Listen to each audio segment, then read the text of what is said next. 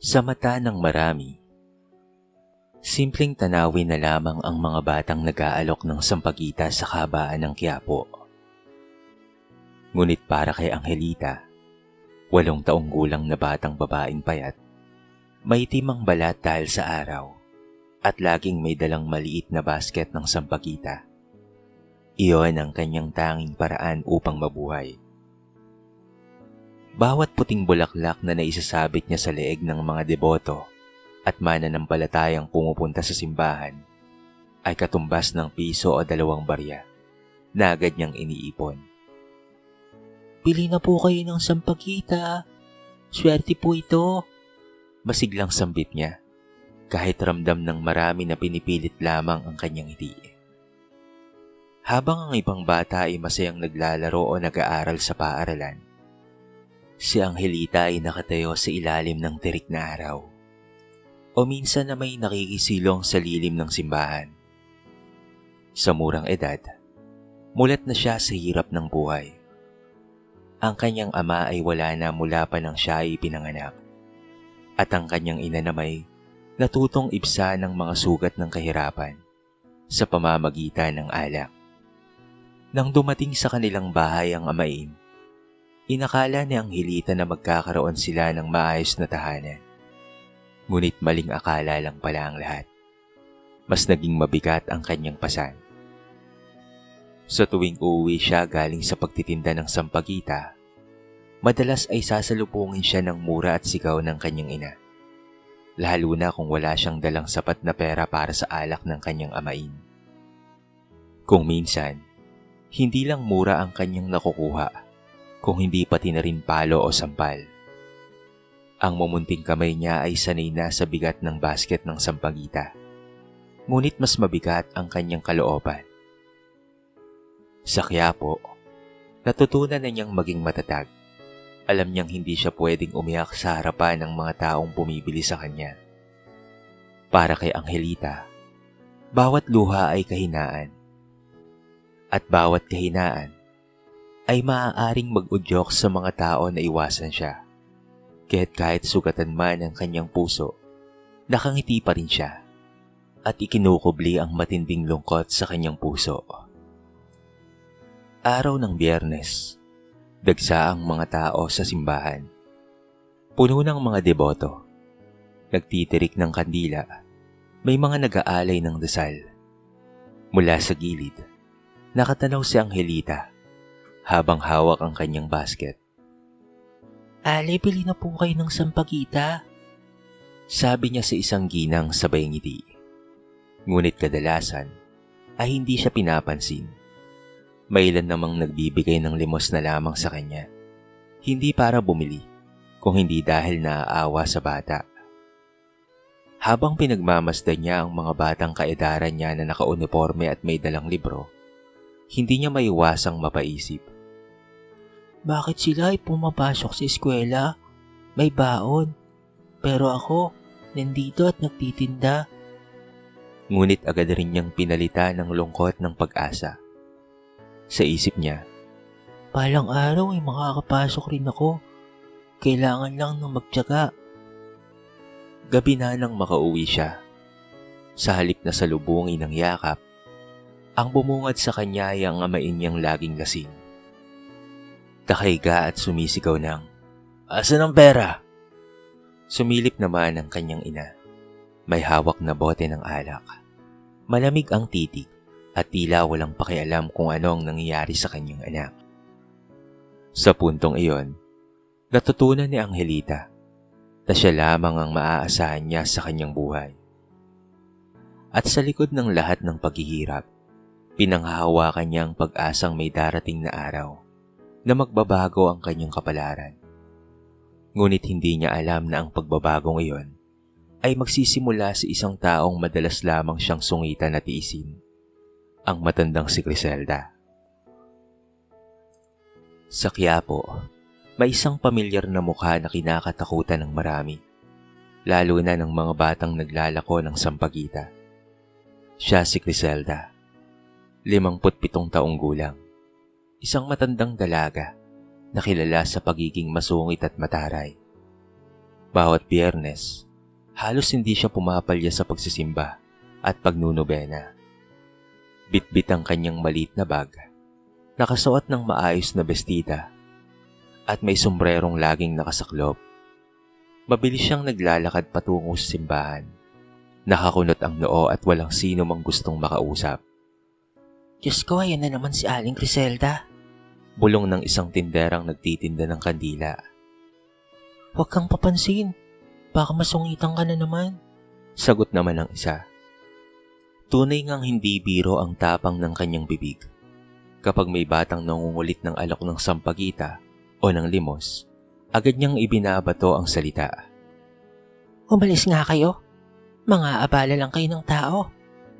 Hindi siya nag-aatubiling itaboy ang mga bata at tila walang bahid ng awa sa kanyang mga mata. Ngunit sa likod ng masungit na anyo, may malalim na sugat pala na matagal nang hindi naghihilom. Si Criselda ay minsang umibig noong kanyang kabataan pa.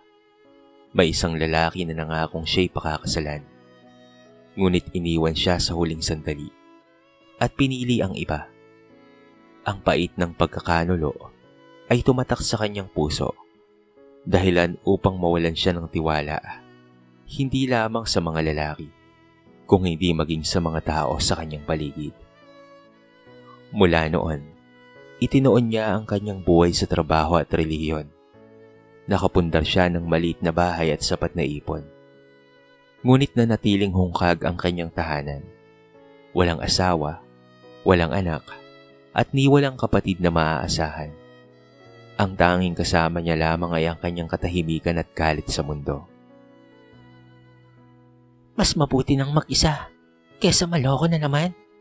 Madalas niyang sambitin sa sarili habang nag-aayos ng rosaryo. Ngunit sa kanyang mga mata, bakas ang lungkot na hindi matatakpan ng mga dasal. Tuwing nakikita niya ang mga batang nagtitinda sa simbahan, tila lalo pang bumibigat ang kanyang damdamin. Ayaw na ayaw niya sa kanila. Para sa kanya, istorbo lamang ang mga ito at madalas siyang mairita sa kanilang masiglang pagbebenta. Ngunit sa totoo lang, may dahilan ng kanyang galit. Ang mga bata ay nagpapaalala sa kanya ng sariling pangarap na magkaroon ng anak na kailanman ay hindi niya natupad. Isang Biyernes ng hapon, habang papalabas ng simbahan si Criselda, muli niyang nakita si Angelita na nag-aalok ng sampagita. Pili na po kayo, para po swertihin po kayo. Masigla pa ring alok ng bata. Ngunit tulad ng dati, mabilis niyang sinagot ito ng malamig. Hindi ko kailangan yan. Mga abala ka lang ng iba. Sabay talikod at lakad papalayo. Si Angelita, bagamat nasaktan, ay sanay na sa ganoong tugon. Ngumiti pa rin siya kahit nanlamig ang kanyang dibdib. Si Criselda na may hindi na lumingon. Ngunit sa kaloob-looban niya, may bahagyang kirot sa kanyang puso. Isang pakaramdam na hindi niya maipaliwanag. Na para bang unti-unting kumakatok ang konsensya sa kanyang pusong matagal nang nakapinit. Hindi pa niya alam. Ngunit ang batang madalas niyang suyuin ng sungit ay ang magiging dahilan ng pagbabagong matagal nang hinihintay ng kanyang buhay. Lumipas ang mga araw at linggo, ngunit hindi nawala sa mga mata ni Criselda ang presensya ng batang nagtitinda ng sampagita sa Quiapo. Sa bawat Biyernes ng kanyang nobena, naroon si Angelita, bitbit ang basket ng bulaklak. May pilit ng ngiti at tila ba hindi nauubusan ng tapang sa kabila ng paulit-ulit na pagtanggi ng mga tao, lalo na ni Criselda. Pili na po kayo, Ali. Sampagita po, oh. Bati ni Angelita habang nakasunod ng ilang hakbang sa kanya. Pasaway ka talagang bata ka. Hindi ba't sinabi ko na? Ayoko. Singhal ni Criselda, sabay irap at tuloy-tuloy na hakbang papasok sa simbahan. Ngunit kahit palaging sinusungitan, hindi napipikon si Angelita. Sanay na siya sa ganoong trato. At para sa kanya, ang bawat tao ay maaaring magbago ang isip at bumili rin balang araw. Bukod pa roon, may kakaibang damdaming nararamdaman siya kay Criselda. Isang pakiramdam na hindi niya maipaliwanag. Marahil dahil sa bawat sungit nito, ramdam niya ang kalungkutan sa mga mata ng matanda na nakatago lamang sa masungit na mukha. Sa loob ng simbahan, madalas ay nauupo si Criselda sa likurang bahagi. Nagdarasal ng taimtim habang hawak ang kanyang rosaryo. Minsan bago siya tuluyang lumabas, napapansin niyang nasa gilid lamang si Angelita, nakasilip, para bang nagdarasal din kahit hindi siya marunong magdasal ng nobena. May mga pagkakataong nahuhuli ni Criselda ang mga mata ng bata na nakatitig sa kanya at agad niyang iniiwasan ang kanyang tingin. Isang gabi, matapos ang nobena, napansin ni Criselda ang kakaibang eksena. Habang pauwi siya, narinig niya ang tinig ng isang lalaki, ang amain ni Angelita, na nakikipag-away sa bata. "Ano to ha? Puro barya lang ang kita mo. Anong silbi mo kung ganito lang?" Sigaw nito, kasabay ng malakas na sampal na umalingaw-ngaw sa kalye. Napatigil si Criselda, napatago sa gilid, at nasilayan kung papaanong tumulo ang luha ni Angelita, habang walang imik na iniaabot ang ipon na barya. Sa halip na protektahan, ang kanyang inay nasa tabi lamang, hawak ang bote ng alak at hindi man lamang dumidepensa sa anak. Ang sakit ng eksenang iyon ay tila pumasok sa dibdib ni Criselda.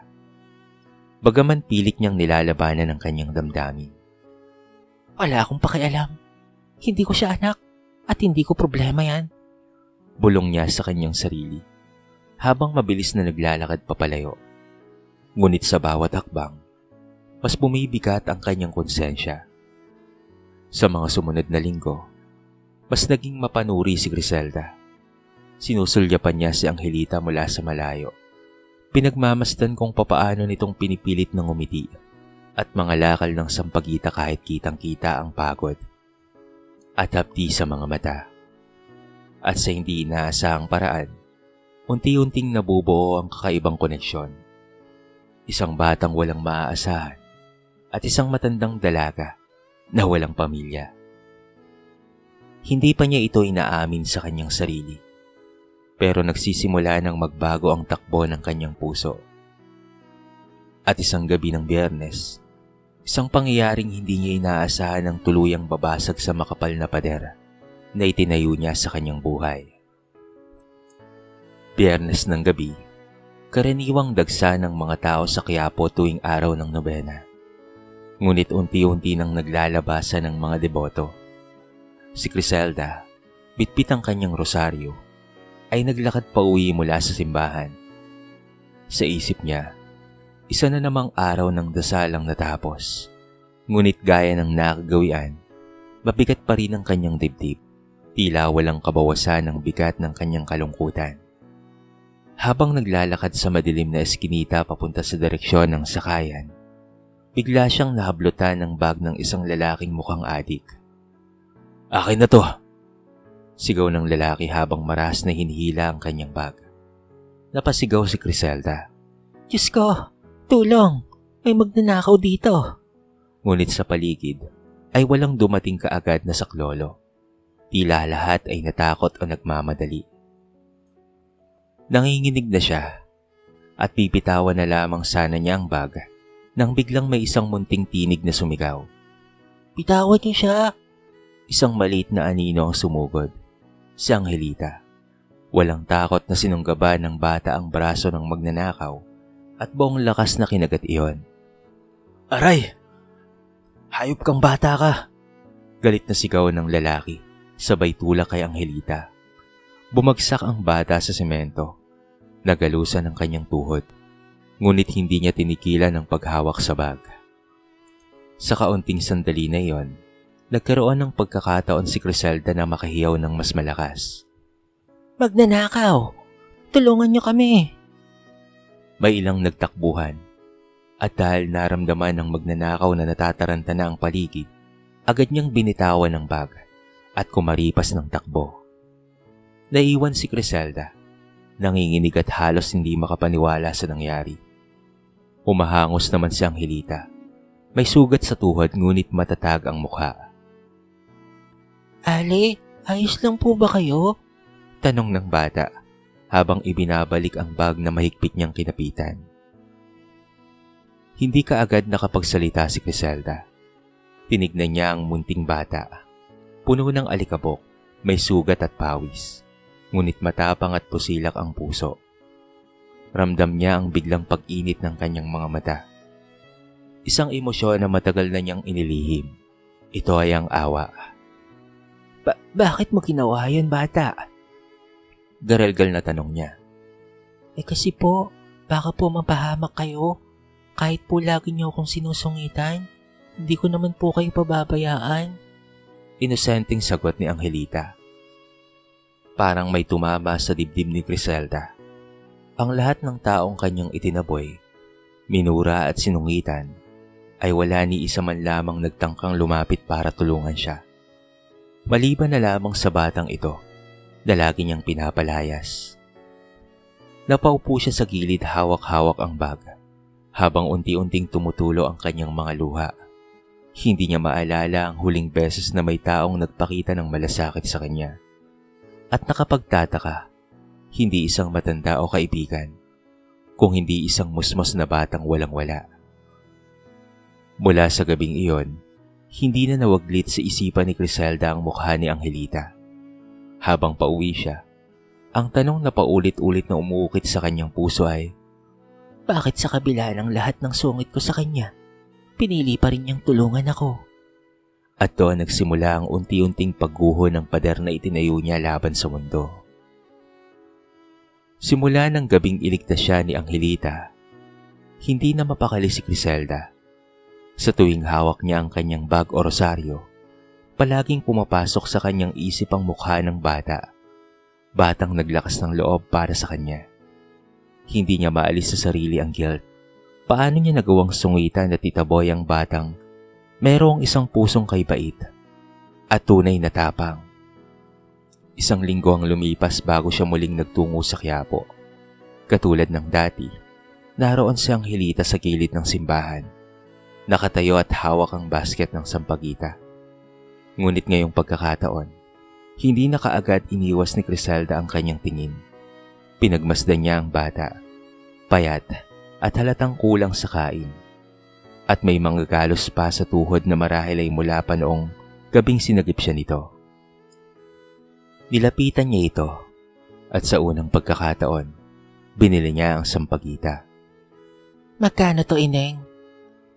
Malamig pa rin ang tono ni Criselda, ngunit hindi na singtapang ng dati.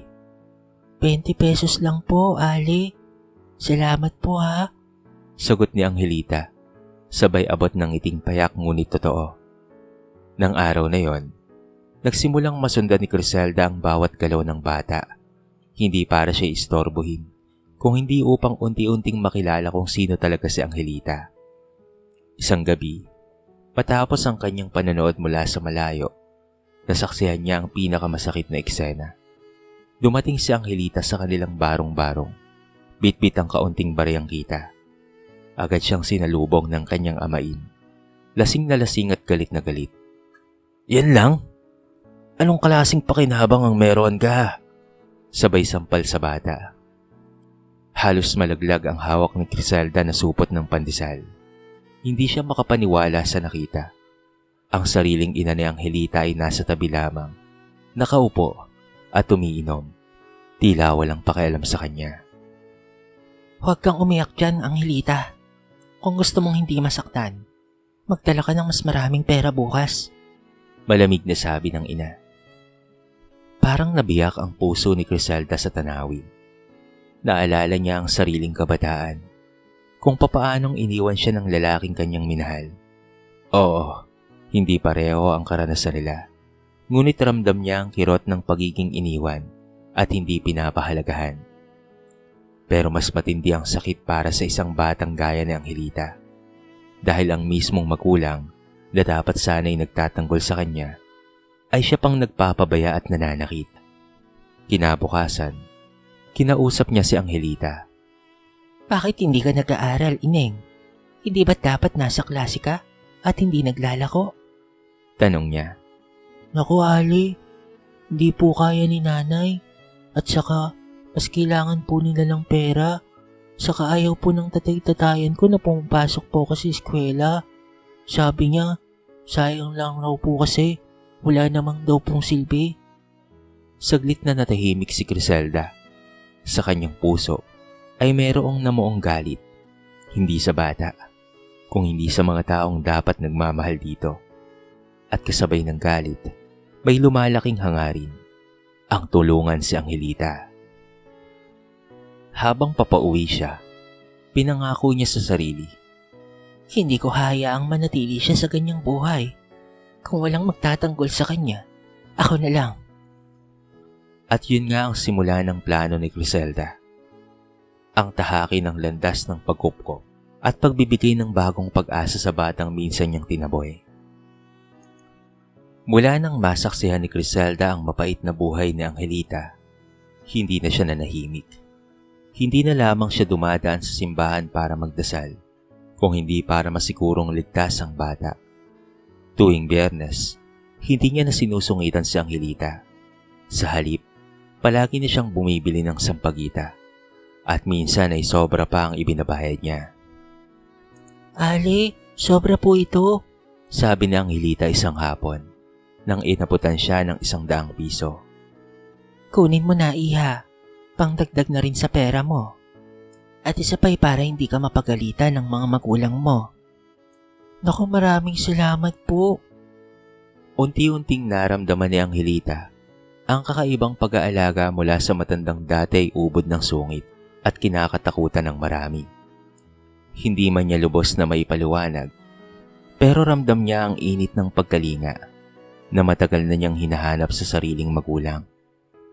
Hindi nagtagal, nagpa siya si Criselda na kausapin ang ina ng bata. Isang gabi, nagdala siya ng kaunting pagkain at kumatok sa barong-barong. Nagulat ang ina ni Angelita nang ito'y pagbuksan niya. Sino ka? Bakit ka nandito at ano ang kailangan mo? May hawak pang bote ng alak ang ina ni Angelita. Ako nga pala si Criselda at nais ko lang kayong makausap patungkol sa bata. Sino? Ang anak kong si Angelita? Pesting batang yon. Wala nang maitulong. Hahanapan ng sakit ng ulo. Malas talaga at pabigat sa buhay ko. Naku, hindi ganon. Gusto ko sanang alagaan ang anak nyo. Gusto ko siyang bigyan ng pagkakataon. Nagulat ulit ang ina. Seryoso ka ba sa sinasabi mo? Ang batang yun ay malas sa buhay ko. Pero maya-maya ay natawa ang babae. Malamig at puno ng pangungutya. Pero kung gusto mo, kunin mo na lang siya. Matagal ko nang hindi kayang pasanin niyang batang yan. Ang mahalaga sa akin ay ang lalaking kasama ko ngayon. Parang tinik na naalis sa lalamunan ni Criselda ang sagot. Wala talagang pakialam ang babaeng ito kay Angelita. Iniisip lamang nito ang sariling kaligayahan sa kanyang buhay. Dahil doon, ay mas lalo siyang naawa kay Angelita. Ganito lang siya kabilis ipamigay ng kanyang ina. Sa isip ni Criselda, anong klaseng ina ang handang ipamigay ang anak ng walang pakialam? Kaya naman kinabukasan, ay sinimulan na ang proseso. Humingi ng tulong si Criselda sa isang social worker. Pinatunayan niya ang kapabayaan ng ina at kalupitan ng amain nito. Hindi naging madali. Maraming mga dokumento, maraming tanong at maraming pagdududa. Ngunit hindi siya sumuko. Sa kanyang puso, buo ang desisyon. Hindi ko hayaang mamatayan ng pag-asa ang batang ito. Habang inaayos ang lahat, mas lalo niyang pinaramdam kay Angelita ang pagkalinga. Binili niya ito ng bagong damit, tsinelas, at minsan sabay silang kumakain sa karinderya. Para kay Angelita, para siyang nananaginip. Ali, ngayon lang po ako nakakain ng ganito. Hindi po ako sanay. Nahihiyang sambit ng bata. Sanayin mo na ang sarili mo, ha? Hindi habang buhay mahirap ka. Sagot ni Criselda na ngayon may bahagyang ngiti na. Makalipas ang ilang mga buwan, dumating na ang balita. Aprobado na ang pagkupkop kay Angelita. Hindi tumutol ang ina at hindi man lamang nagpakita ng huling proseso.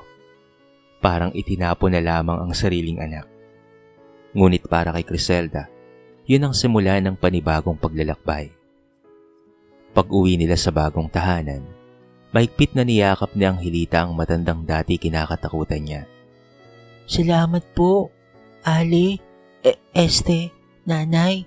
May ngunit taos-pusong bulong ng bata. At sa unang pagkakataon matapos ang mahabang panahon, naramdaman ni Criselda ang init ng salitang iyon. Isang tawag na matagal na niyang hinintay. At ngayon, ay dumating sa anyo ng isang batang minsang itinaboy niya. Mula nang tuluyan ng mapasailalim ng pangangalaga ni Criselda si Angelita, malaki ang naging pagbabago sa kanilang dalawa. Sa unang pagkakataon, nakahigang maayos ang bata sa isang malinis na kama, hindi sa malamig na sahig o sa lumang banig. May pagkain sa mesa, hindi tira-tira o tinapay na panis, kung hindi mainit na kanin at ulam. Nanay, totoo po ba to? Hindi na po ako babalik sa kanila? Tanong ni Angelita. May kaba pa rin sa tinig. Mahinahon siyang hinaplos ni Criselda sa buhok. Totoo ito, anak. Nandito ka na sa akin. At simula ngayon, ako na ang mag-aalaga sa iyo, ha? Hindi ka na magtitinda ng sampagita sa Quiapo.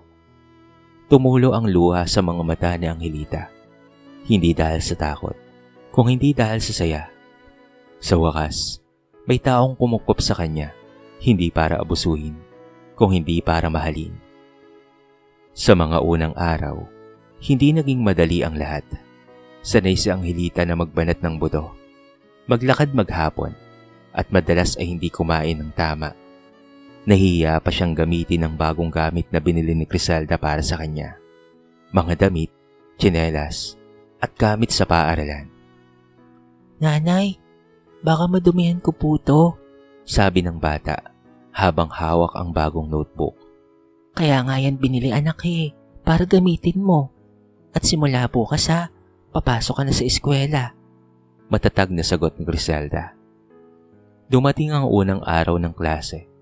Nakasuot ng simpleng uniforme si Angelita.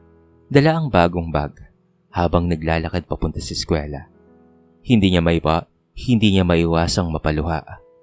Noon, pinagmamasdan lamang niya ang mga batang may baon at gamit, pero ngayon, isa na siya sa kanila. Samantala, si Criselda ay unti-unti ring nagbago. Ang dating tahimik at puno ng sungit na buhay, ang dating tahimik at puno ng sungit na bahay, ngayon puno na ng tawanan at ingay ng isang batang masiyahin. Natutunan niyang magluto ng mga pagkaing pambata. Natutong gumising ng mas maaga para ihanda ang baon. At higit sa lahat, natutunan niyang magmahal muli. Ngunit hindi rin mawawala ang mga pagsubok. May ilang kapitbahay na nagtataas ng kilay. Tinatawag siyang hangal dahil nag-aalaga pa siya ng bata sa halip na mag-ipon para sa sarili. Ngunit hindi niya yun inintindi. Sa kanyang puso, alam niyang tama ang kanyang ginawa. Hindi nila alam kung gaano kalaki ang ibinago ng batang ito sa buhay ko. Madalas niyang isipin habang pinagmamasdan si Angelita na masayang nag-aaral ng kanyang takdang aralin. Sa paglipas ng mga buwan at mga taon, mas naging malapit silang mag-ina. Natutunan ni Angelita ang halaga ng edukasyon at pangarap, habang si Criselda naman ay natutong magtiwala at mas maging bukas sa mundo. Ang dating sugatang puso ng isang matandang dalaga at ang sugatang kaluluwa ng isang batang iniwan ng sariling ina at pinabayaan ay naghilom dahil sa kanilang pagkikita. Isang gabi bago matulog, mahigpit na niyakap ni Angelita si Criselda. Nanay, balang araw po, magtatapos po ako. Magiging guro rin po ako para matulungan rin po ang mga batang katulad ko. Napangiti si Criselda. Pinahid ang luha at marahang sumagot. At nandito ako, anak, para suportahan ka hanggang sa dulo. Sa wakas, natagpuan nilang dalawa ang matagal na nilang hinahanap. Pagmamahal, pamilya, at pag-asa. At ang sampagitang dati tanging simbolo lamang ng kahirapan, ngayon nagsilbing paalala sa gitna ng dilim na may bagong pag-asa pa ring sumisipol. Lumipas ang ilang taon at si Angelita ay hindi na ang batang palaboy na naglalako ng sampagita sa Quiapo. Sa halip, isa na siyang masiglang dalagita na masigasig sa pag-aaral. Maraming beses siyang napili bilang kinatawan ng kanilang paaralan sa mga paligsahan. Hindi lamang dahil sa matalino siya, kung hindi dahil sa kanyang sipag at pagtitiyaga. Si Criselda na dating kilala bilang masungit at palaging nag-iisa, ay unti-unti na ring nagbago sa paningin ng mga tao. Ang mga kapitbahay na dating nagdududa at nanghahamak sa kanya ay ngayon humahanga na. Hindi ko akalaing kaya niyang mag-alaga ng bata. Sabi ng isang kapitbahay. At tignan mo nga si Angelito, parang tunay ng anak niya. Dagdag pa ng isa. Ngunit para kay Criselda, hindi yon patungkol sa papuri ng iba. Para sa kanya, sapat nang makita si Angelita na lumalaki ng masaya at ligtas. Sa tuwing makikita niyang nag-aaral ang bata sa ilalim ng lampara, o kapag ngumingiti ito matapos gumuhit ng mataas na marka, ramdam niya ang kasiyahang matagal na niyang hinihintay sa buhay. Samantala, ang tunay na ina ni Angelita ay tuluyan nang nawala sa kanilang buhay. Minsan, may balitang narinig si Criselda patungkol dito. Patuloy pa rin daw ito sa bisyo. Palipat-lipat ng tinitirhan kasama ang amay ni Angelita. Nang malaman niyon ng bata, nagulat siya sa kanyang sariling reaksyon. Hindi na po ako galit sa kanya, Nay. Sabi ni Angelita. Kasi kung hindi niya po ako pinabayaan, baka hindi ko po kayo nakilala. Napaluha si Criselda sa mga salitang iyon. Sapagkat totoo, sa bawat sugat at pasakit, merong dahilan at bunga. Dumating ang araw na nagtapos sa elementarya si Angelita. Naka-uniforming puti at asul. Suot ang medalya. At sa gitna ng entablado, hinanap niya sa madla ang kanyang ina-inahan. Naroon si Criselda. Masayang nakatingin, pumapalakpak. Pagkababa ni Angelita, agad niya itong niyakap. Para sa iyo po ang lahat ng ito, Nay. Bulong ng bata. Hindi, anak. Sagot ni Criselda. Para sa ating dalawa. Mula noon, naging mas matibay pa ang kanilang samahan. Hindi lamang sila basta nagmahalan bilang mag-ina, kung hindi bilang dalawang kaluluwang parehong sugatan noon na sabay na naghilom. At tuwing Biyernes, kapag napapadaan sila sa Quiapo, hindi nakakalimutang bumili ang Angelita ng ilang perasong sampagita. Hindi na para ipagbili, kung hindi para ilagay sa kanilang bahay bilang alaala ng kanyang dating buhay noon. Isang simbolo ng hirap na ngayon nagsisilbing paalala sa panibagong pag-asa at bagong simula.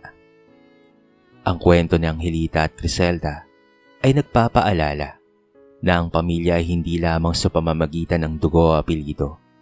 Minsan, ang tunay na pamilya ay ang taong handang mahalin ka at ipaglaban kahit hindi ka nila kaano-ano.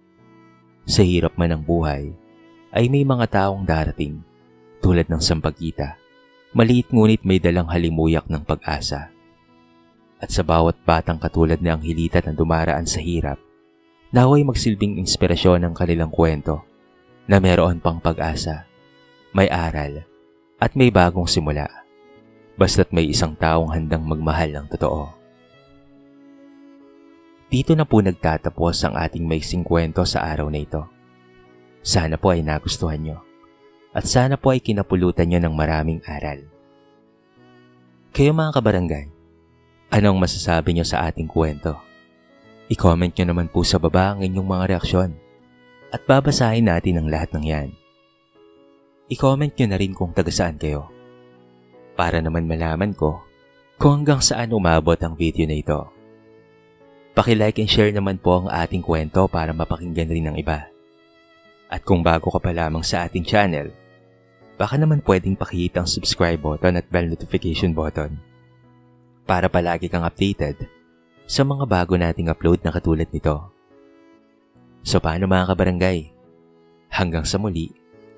Thank you so much and peace out.